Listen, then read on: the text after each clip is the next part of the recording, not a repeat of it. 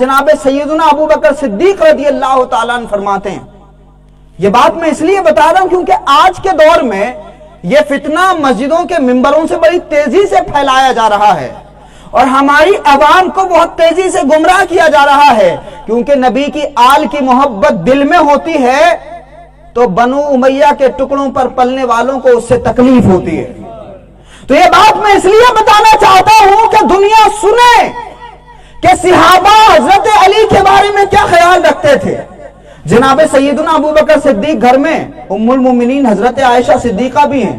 ام المومنین عرض کرتی ہیں اپنے بابا سے، یعنی حضرت ابو بکر صدیق سے، کہا بابا میں نے اکثر دیکھا ہے انی را یکثرک النظر الی وجہ علی، میں نے اکثر دیکھا ہے کہ جب آپ مجلس میں بیٹھے ہوتے ہیں تو علی کے چہرے کو ٹکٹکی باندھ کر کے دیکھ رہے ہوتے ہیں، علی کے چہرے کو ٹکٹکی باندھ کر دیکھ رہے ہوتے ہیں۔ یعنی ٹکٹکی باندھ کر مطلب ہوتا ہے کہ آپ ایسے علی کو دیکھتے ہیں کہ آپ کی پلک بھی نہیں جھپکتی، آپ علی کو اتنے پیار سے دیکھتے ہیں، علی کو اتنی محبت سے دیکھتے ہیں کہ آپ کی پلک نہیں جھپکتی۔ کون کہہ رہے؟ اسلام کے پہلے خلیفہ، رسول اللہ کے جانشین، امیر المومنین سیدنا ابو بکر صدیق کہتے ہیں کہ میں رسول اللہ کو فرماتے ہوئے میں نے سنا ہے عائشہ، حضور فرماتے ہیں کہ النظر الی وجہ علی عبادت، علی کے چہرے کو دیکھنا عبادت ہے۔ کون فرما رہے ہیں؟ جناب سیدنا ابو بکر صدیق۔ کہا میں نے خود حضور کو فرماتے ہوئے سنا ہے علی کے چہرے کو دیکھنا عبادت ہے۔ اب پھر آگے ام المومنین عائشہ صدیقہ فرماتی ہیں کہ اگر کوئی علی کا چہرہ نہ دیکھ سکے تو رسول اللہ فرماتے ہیں کہ علی اگر کسی راستے سے گزر رہے ہوں تو النظر الی علی عبادت، علی کو جاتے ہوئے دیکھ لینا بھی عبادت ہے۔ اب ام المومنین کی بارگاہ میں آپ عرض کریے، ام المومنین یہ سیدلہ میں بیٹھے ہوئے 2023 کے مسلمان اب عبادت کیسے کریں؟ اب علی کی بارگاہ میں اپنی محبتوں کا خراج کیسے پیش کریں؟ اب علی کی بارگاہ میں اپنی عقیدتوں اور محبتوں کا نذرانہ کیسے پیش کریں؟ تو حضرت ام المومنین عائشہ صدیقہ کی تیسری روایت فرماتی ہے علی کے چہرے کو دیکھنا بھی عبادت، علی کو جاتے ہوئے دیکھنا بھی عبادت۔ اگر کوئی علی کا چہرہ نہ دیکھ سکے، علی کو جاتا ہوا نہ دیکھ سکے تو ذکر علی کی عبادت، علی کا ذکر کرنا بھی عبادت ہے۔ سبحان اللہ، سبحان اللہ، تکبیر، نعرہ رسالت، نعرہ حیدری۔ علی کا ذکر کرنا بھی عبادت ہے۔ اور پھر اسی لیے صحابہ بیان کرتے ہیں، رسول اللہ ارشاد فرماتے ہیں جب صحابہ نے پوچھا یا رسول اللہ مکہ میں تھے تو کافر اور مومن کے درمیان فرق کرنا بڑا آسان تھا۔ سنیے گا حضرت، لوگ آج یہ کہہ رہے ہیں نا کہ پہچانے کیسے کہ حق کون ہے اور باطل کون ہے۔ اب اگر رسول اللہ کی بارگاہ سے جواب مل جائے اور اس کے بعد بھی نہ مانے تو اس کا مطلب یہ ہے کہ اللہ نے اس کے دل پر مہر لگا دی ہے۔ اس لیے میں دلیل دیے دیتا ہوں، رسول اللہ کی بارگاہ میں صحابہ آئے، انہوں نے عرض کیا یا رسول اللہ مکہ میں تھے تو پہچان بڑی آسان تھی، مومن اور منافق کے درمیان، کافر اور مسلمان کے درمیان پہچان لیتے تھے کہ یہ کافر ہے یا مسلمان ہے۔ لیکن جب سے مدینہ آئے ہیں تو حالات بڑے عجیب ہو گئے، لوگ آپ کے سامنے آتے ہیں تو ہاتھ جوڑتے ہیں، بڑی میٹھی میٹھی باتیں کرتے ہیں، لگتا ہے کہ یہ دین کے لیے آپ کے لیے اپنی جان قربان کر دیں گے، لیکن جیسے ہی ان مجلسوں سے اٹھ کے جاتے ہیں، محفلوں سے اٹھ کے جاتے ہیں تو جا کر کے آپ کی جان لینے کی کوششیں کرتے ہیں، اسلام کو برباد کرنے کی کوششیں کرتے ہیں، اس دین کا نام و نشان مٹانے کی کوشش کرتے ہیں۔ یعنی وہ جو منافقین تھے وہ یہودیوں کے دلال تھے۔ کیا تھے؟ اور اس بات کو یاد رکھنا، چاہے کیسا بھی امامہ پہنے ہوئے کسی کو دیکھو، چاہے کتنی سنت مسواک کی بتاتے ہوئے کسی کو دیکھو، چاہے کوئی کتنا یہ نعرہ لگائے کہ ہم سنیت کو زندہ کر رہے ہیں، ہم سنتوں کو زندہ کر رہے ہیں، چاہے جو جتنا نعرہ لگاتا پھرے، مزاج تمہیں صحابہ سے لینا ہے۔ کہاں سے؟ مزاج صحابہ سے لینا ہے، کیونکہ حضور نے فرمایا کہ لوگوں میرے صحابہ کے نقش قدم پر چلنا تمہارے لیے ضروری ہے، تو مزاج صحابہ سے لینا۔ اگر تمہیں حق اور باطل کی پہچان کرنی ہے تو اپنے باپ کو دین مت بنانا، جو بات رسول اللہ نے کہی اس کو ماننا۔ جی حضرت، اپنے باپ کو دین مت بنا لینا۔ ہمارے پیر بڑے ہو سکتے ہیں لیکن ہمارے پیر سے بھی بڑا ہمارا دین ہے۔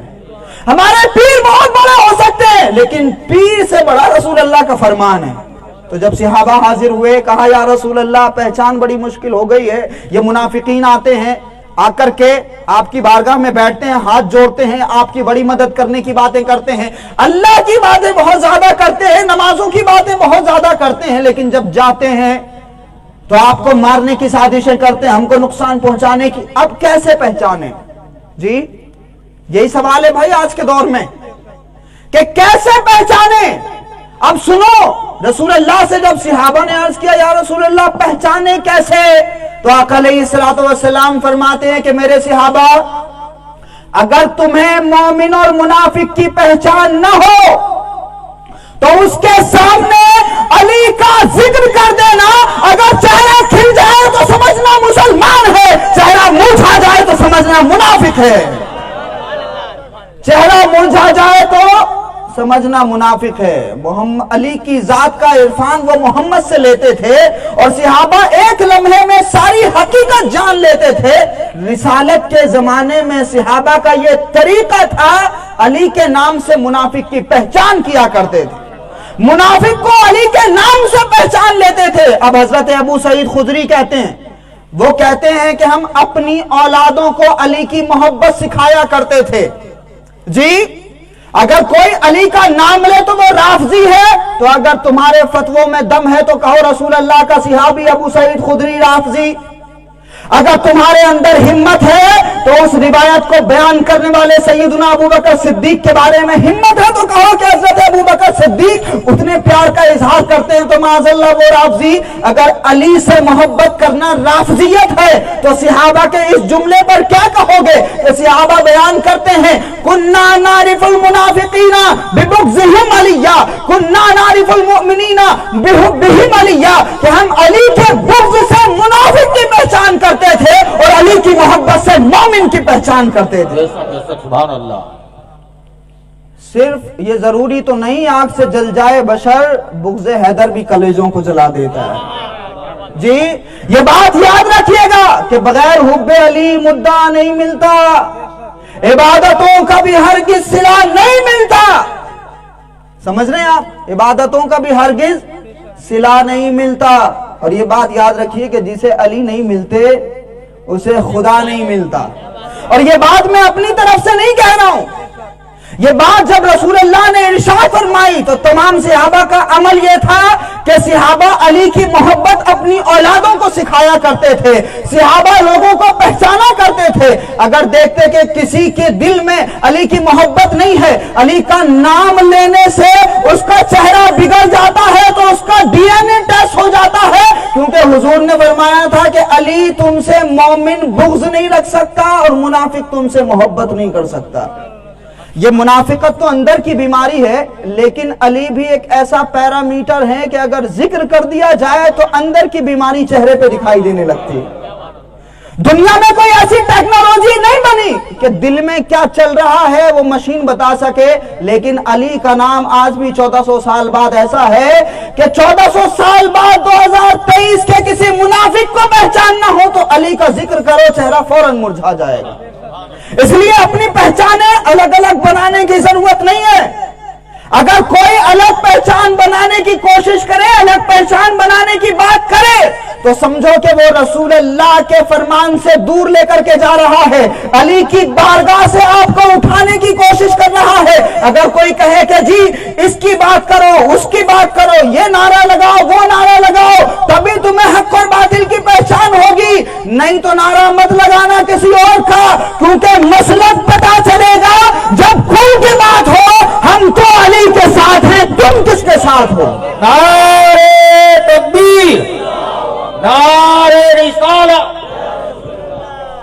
جسے علی علی کی صدا پسند نہیں، جسے علی علی کی صدا پسند نہیں، وہ شخص ہمیں بھی ذرا پسند نہیں۔ اور کیوں پسند نہیں؟ جو بات بابا صاحب نے کہی کہ پسند کیوں نہیں، کیونکہ ایسا آدمی جو علی کو نہ پسند کرے اسے نہ رسول اللہ پسند کرتے ہیں نہ اللہ پسند کرتا ہے۔ کیوں؟ حدیث میں سن لیجئے، ایسے ہی فرضی بات نہیں کر رہے ہیں۔ اور یہ بات کوئی 100 150 200 سال پہلے لکھی ہوئی کتاب سے نہیں بیان کر رہا ہوں. حضور نے فرمایا کہ جو علی سے محبت کرتا ہے وہ مجھ سے محبت کرتا ہے, جو علی سے پیار کرتا ہے وہ مجھ سے پیار کرتا ہے, جو مجھ سے پیار کرتا ہے اللہ اس سے پیار کرتا ہے.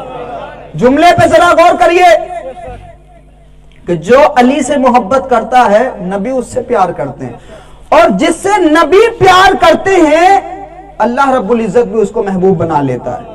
تو جو بندہ علی سے محبت کرے وہ صرف محب نہیں رہتا, خدا کا محبوب بن جاتا.